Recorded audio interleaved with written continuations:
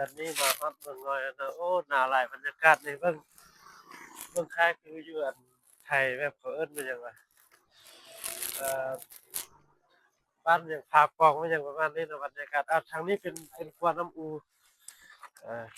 ทางนี้เป็นกวานน้ำอูเดี๋ยวเราสิขึ้นมาชมวิวอยู่อันผาชมนางเนาะผาชมนางทางด้านนี้นี่เดี๋ยวมาฮอดนี้เพิ่นจะมีป้ายโซยอยู่นี่นะขึ้นมาเลยเราขึ้นไปอยู่พุ่นน่ะนี่อยู่มุมนั้น ถ่ายเอาตัวเออเป็นกล้องตั้งทีนี้ก่อนจะขึ้นนี่ต้องมาประชาสัมพันธ์เอาฟรีดูเพิ่นนี่กันเนาะผู้ละ3,000กีบเราจะขึ้นไปถึงเลยเพิ่นว่าปกตินี่ย่างขึ้น20นาทีแต่ว่าลองเบิ่งว่าเราสิย่างขึ้นได้จักนาทีมันเบิ่งโมงเลยวะย่างตอนนี้ประมาณ8โมงปลายละประมาณ8โมงปลายย่างขึ้นแบบนี้แล้วเด้อผู้ใด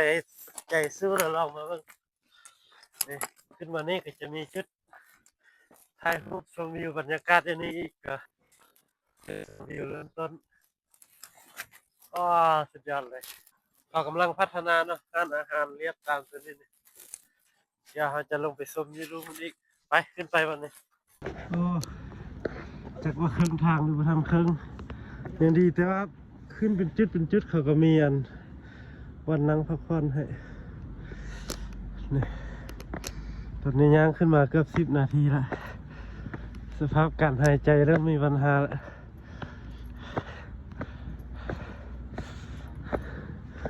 มากับครอบครัวท่านแฟกจีกับไกด์นำเที่ยวแห่งเมืองน้ำท่วมใส่หมวก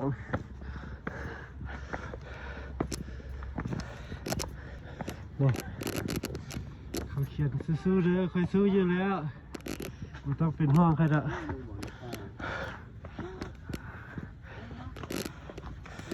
นี่น้องเดือนอันนี้ไอ้ไส้ไอ้ไส้กับลูกน้อย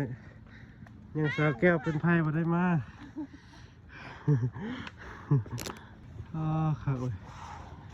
ต้นไม้ก็สร้างเป็นใจนะคาดสำหรับ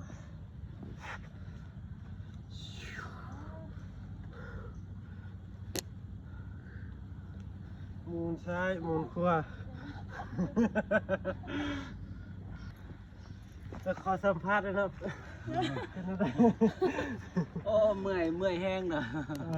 เมื่อ เมื่อยแห้งเมื่อยเฮามาแต่8:41นาทีแต่จะน้อยเช็คเบิ่งว่าจังโมงเนาะจังนาทีเขาว่า30นาทีย่างขึ้น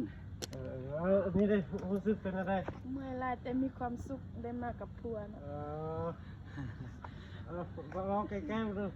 หักพัวเด้อมองใกล้ๆหักพัวเด้อ เดี๋ยวจะว่ามันอย่างเกิบก่อน